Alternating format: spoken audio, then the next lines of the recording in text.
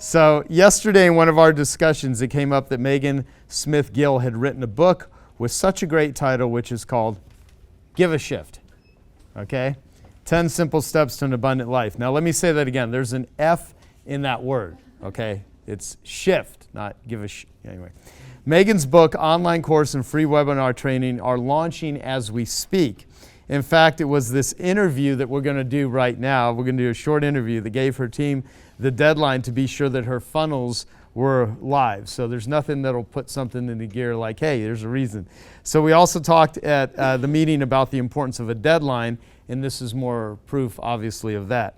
So the focus of her book, course, and webinar is how to create a life bigger and better than you ever dreamed possible. Many of you know Megan is the owner of a marketing agency. However, with Give a Shift and Megan's 10-step process, she's been able to transform her reality from sacrifice to affluence, creating a life more abundant than she ever thought possible. So give it up for my dear friend, Megan. Thank you. Absolutely. Thank you. So grab a seat and I'll ask you a couple questions, and then you know, we'll let the group hear. Yeah, sure. Yeah, Thank awesome. you. So how long did it take you to write this book? The writing of it was probably 4 months, but it was the post-production that took a while. Yeah. So it's been under a year, though, since all of this has come full circle. Awesome. Yeah. Why'd you write it? Well, I wanted to ask the group a question. Yeah, go ahead. How many of you have written a book? Okay, so roughly half. Let me ask you another question. How many of you have written a book about a traumatic experience? Only one. A little bit. One and a half. Yeah, but not a full book yet. It's not out yet. So I chose to write this book to reveal a story that was once a source of deep shame for me. And I am choosing to be transparent about something that was once something I hid from, something that I never talked about, and something that I pretended never existed. How many of you have been bullied? About 25%. When I was 14 years old, my father asked me a question that would change my life forever. He, after about 2 years of enduring horrific bullying and feeling a sense of humiliation every single day, I sunk into such a deep depression that I wouldn't get out of bed in the morning. So my father was at his wit's end, and he put me in his car and he drove me to a lake that my family and I used to frequent in the northwestern hills of Connecticut. And after a beautiful day of fishing and boating, it's the first time I had fun in 2 years, he turned to me and he said, "Megan, are you going to let this experience define the rest of your life?" And it was right then and there that I decided I was going to put a stake in the ground and I was going to reclaim my life. But I did so in such a way that I invented a mirage of myself. I decided that I was going to show the bullies that they were wrong, that I wasn't the loser that they said I was, that I was going to become something of myself. And so for the next 2.5 decades, I lived a facade of my true, authentic self. And I chased material success. And every time I succeeded, that happiness that I experienced was somehow fleeting, because we all know that success gained on the competitive plane of existence isn't real. And what I've come to discover is that I lived my life according to 5 major myths, major belief systems that I call life's 5 biggest bullshifts. Which is awesome. And what I've come to understand is that so many people are living their lives according to these same mirages. First of all, that we believe, so many people believe that life is a series of good or bad luck events, right? You believe somebody else got the lucky hand in life and you just got the unlucky hand in life and there's nothing you can do about it. We believe that to get anything in life, we have to compete for it and we have to compete fiercely for it. We believe that this world is conspiring against us and not for us, and it's one of sacrifice and not abundance. We believe that our thoughts really don't impact our reality, that we can sort of, as long as we act proper on the outside, We have feelings of envy and jealousy and competition poisoning us on the inside, but we are blurred by the fact that those thoughts actually shape our reality. And then this one is my favorite. I created this world, this fictitious world that I like to call the Jinx World. How many of you know what I'm talking about? Yeah. You know, I didn't feel worthy of achieving happiness or achieving the life I wanted. And so I automatically talked myself out of anything, telling myself why what I wanted wouldn't exist. And you know what? It didn't. And so what I've come to realize, though, is that even if you weren't bullied in the traditional sense, because only about a quarter of you raised your hands when I asked that question, the term bullying is so misleading. I've heard you talk more than once, and you spoke about it yesterday, about your Little League coach tormenting you about the way you held your bat. That's a form of bullying. I see parents bully children. I see employers bully employees, spouses bullying each other. Because what that means is someone trying to cause someone else shame, or stripping away their confidence or their self-worth, and trying to sort of push them to do what they want them to do. And now, if I ask that question, how many of you have ever been made to feel that way? A lot more hands go up, exactly. And so when we look at those painful, traumatic experiences through that lens, you may not believe all 5 of the myths that I believed, but you may believe 1 or 2 or 3 of them. And it really wasn't until I was able to bust through those bullshifts, as I like to say, that I was able to finally focus on re-engineering abundance. And then that's really what the book is about. It sort of helps people break through those barriers and lift the fog, and then takes readers through a 10-step process that I developed. Am I ranting here? You want to jump in? No, I like this. Right. How many of you enjoying this? Okay. I'll keep going. So I started to get really inquisitive about what happiness meant, and what abundance really meant, and why did some people seem to have it so easy, and why were they connected to something much bigger when I felt so alone and not connected to anything bigger than my flesh and my blood? And so I started reading like a maniac, every book, old books as well as contemporary ones. I started studying people I knew in groups like this, asking questions, having conversations about what it really means to be a human being, and to be abundant, and to be abundantly blissful and joyful, and yes, have an abundance of wealth. That comes with it.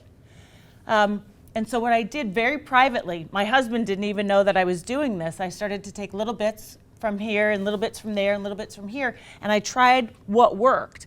And what I realized over time was that I developed a 10-step process that I followed every single day. And then those around me started to notice the change. My family and my friends, my employees, the people I worked with, and they started asking what it was that I was doing. And I thought, my gosh, is it that apparent? And so I started sharing this process with those closest to me, and literally watched them transform right before my eyes.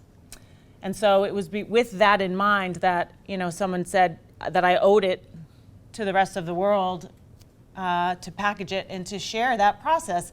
And that's the birth of this book. And even if it helps one person, it'll be worth it. We talked about that yesterday. A story not shared is selfish, right? And we also talk about what's the biggest regret of those dying, that you didn't take your message to the world. And so Give a Shift is my 10-step process. Each letter stands for a step. And that's what the book is about. Awesome. Love it. That answered my question. It's such a good interview. Yeah, I know. I know. When you're being asked such powerful leading questions, how could you not just sound awesome, right? Does anyone have any questions for Megan? Oh, awesome. Thank you. So everything is launching today. If you go to giveashift.live, that's where you have access to the book, the webinar, the online course. Everything is at giveashift.com. Can I, would it be okay if I'm sorry, giveashift.live. Thank you. Can I just say what the 10 steps are? Yeah. Yes, that would be. I wanted to ask that. Oh, I'm sorry. No, that's good. raise What your- are the 10 steps? Oh, great. I'm so glad you asked. To give us 8 and then make us go to the book. Yeah. Oh, that's spoken like a true marketer. I love it. I love it. So G is, and by the way, you know what I loved about Sean yesterday is he said common sense is only common if you practice it, right, regularly. So none of this is rocket science, you guys. You're going to all go, yeah, of course we should do that. But I want you to really ask yourself how deliberately you do these things every single day. So G stands for give gratitude. And I like to say that people are conveniently grateful in life. When something worthy comes along that deserves their gratitude. During big milestones, during Thanksgiving, when they get a new job, a baby is born. But how many people prime their brains every single morning to be grateful for everything? Like in the shower, the fact that I can turn the handle and I, number one, have access to clean water, and just by a simple turn, I have warm water coming out. That is something I'm deliberately grateful for. And when you prime your brain in the morning to be deliberately grateful for all of the small miracles around you every day, you walk through life and your lens changes. You look through life through a lens of love and not fear, and you watch gratitude coming around from every corner, and it completely changes your day. So that's G. I is incorporate meditation. Learned a lot about meditation from our dear friend Joe. I was one of those people who poo-pooed meditation. I'm too busy, I'm too important, I'm too sophisticated, I can't quiet my brain down. And it has become my best friend. In fact, I borrowed your room to meditate in today. Yes, yeah, and I was in there yesterday meditating. Yeah. I put that chair in there specifically I know, to it was meditate. a beautiful, beautiful chair. Yeah. Thank you. You know, and what I love about meditation, just for 2 seconds, so I practice TM, Transcendental Meditation, and you know, through this learning process, we are all one collective consciousness. We are not separate. Everything in the universe is made up of energy and information. And meditation is not just good for you, it's good for society. Has anyone ever heard of something called the Maharishi Effect? A couple people, yeah. So Maharishi Mahesh Yogi is the founder of Transcendental Meditation, and there's something called the Maharishi Effect. And essentially what it says is that when enough people in an environment, in a community, practice TM, enough positive energy is emitted that it can actually counteract criminal behavior in that society. So there was a study in Washington, D.C. in the 1990s that quantum physicist John Hagelin, Yeah. oh, tongue twister, he produced this study, and after a period of time when enough people were practicing TM, crime rates reduced in D.C. by an astonishing 23%. Okay, so meditation is not only good for us, it's good for communities. V stands for visualization. I'm sure we all know that. As someone who felt so worthless, I never allowed myself to visualize myself as something more, as an author, sitting next to Joe Polish, you know? I mean, this is because I allowed myself to be open to the flow of abundance in my life. E is affirmations. Engage in daily affirmations. And so, of course, you know, another thing that I poo-pooed, but I also didn't feel worthy of saying I am an author, right? A is, so that's give. Then A is articulate positive intentions for others, right? So a lot of these are focused on ourselves, but when you start thinking about how you can articulate intentions for others, for those you love, and get very specific with what those are, no, you can't manifest those, but you can certainly put the flows of the universe into play and have those opportunities come around for those people, and they just have to act on it. So that's give. S is stopping the negativity. I mean, the amount of negativity that surrounds us each and every day is astonishing. News, whether it's media negativity, or how about take stock in how often you judge someone, you criticize someone, how much you complain. We are so, negativity permeates us, and it is poison. And when you learn to assess it, you can learn to remove it and replace it. H is help and serve others. In fact, I mentioned Joe Volunteer in the book. Thank you. So, you know, awesome organization, but help and serve. Kevin and I were talking once, and he said something that resonated, and that's also in the book. He said, service is like miracle grow for your life. And it's so true. And so now I look at service in a completely different way, helping and serving others in a completely different way. I is invest in intentional thought. You know, we have between 50 and 70,000 thoughts in our minds every single day, but thoughts are the one thing humans don't think about, as odd as that is. And so when you can learn to control your thoughts, you can learn to, manifest a lot more joy and bliss in your life. And then T is transmit thoughts of love. I used to guard my love. I used to think that I could only share love with those that deserved my love, right? And now I see us all as expressions of love. We all come from love. Therefore, I mean, we were just, what Chris just said, how do we help the addicts? We give love at them. We push love to them. And so I literally transmit thoughts and feelings of love to people all day long, every day. And I created those steps and I practice them faithfully every single day. And I will tell you, if you do a few of them, you will watch your level of joy and happiness and bliss increase exponentially. What was that? What was it? Oh, did I skip one? Yeah. Oh, foster continuous learning. Sorry. Yeah, I have to give a shit.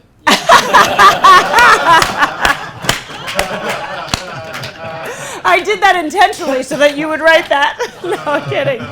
F is foster continuous learning. And so,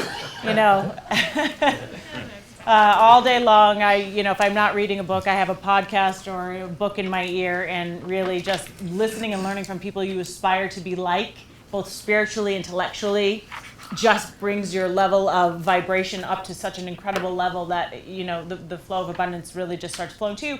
And yeah.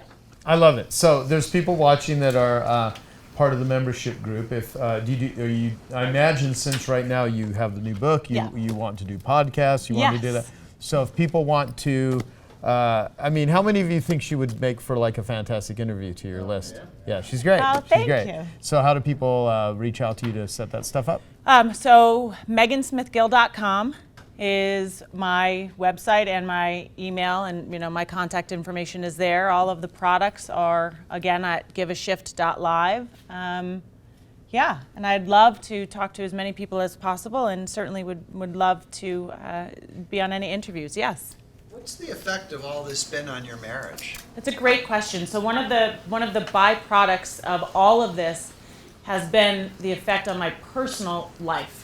Not just my marriage, but I'm a better wife, I'm a better mother, I'm a better sister, I'm a better daughter, I'm a better friend, I'm a better business owner, and I'm a better employer.